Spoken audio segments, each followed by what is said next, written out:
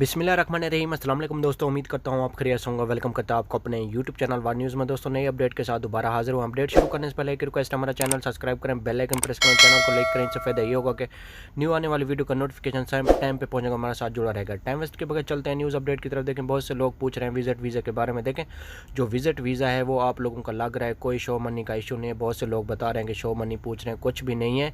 आप लोग rapid test करवाएं और कोरोना टेस्ट करवाएं और एयरपोर्ट पे कोई चीज़ और नहीं पूछी जा रही। दूसरे नंबर पे फ्लाइट्स के बारे में देखें, तुर्की और इंडिया और फ़िलिपीन का नाम आ रहा है लिस्ट में। इस पे हो सकता है, क्योंकि कोरोना के केसेस बहुत डेली बेस पे इन ममालिक में हैं, तो हो सकता है कि यूएई इन ममालिक पे पाबंदी लगा दे, लेकिन फ़िलहाल लगाई नहीं है। सोच रहे हैं कि लगा दें, क्योंकि आप लोगों को मालूम है कि अबू धाबी में भी बहुत केसेस पिछले 24 घंटों में बढ़ रहे हैं, तो इसलिए हो सकता है कि अबू धाबी भी लॉकडाउन कर ले, यानी कि 1 मंथ के लिए लॉकडाउन कर सकते हैं, क्योंकि कोरोना के डेली बेस पे केसेस बढ़ते जा रहे हैं। तो इसलिए जो लोग आना चाहते हैं किसी भी कंट्री से, ताल्लुक़ है पाकिस्तान, इंडिया, बांग्लादेश, नेपाल, श्रीलंका, अगर जिन लोगों के विज़िट वीज़े आ गए हैं या जिनके वर्क वीज़े हैं, वो लोग दोबारा दुबई में आना चाहते हैं तो वो जल्दी पहुँच जाएँ। बाद में हो सकता है लॉकडाउन हो सकता है, तो इससे पहले आप पहुँच जाएँ, ऐसा ना हो कि आप लोगों का नुकसान हो।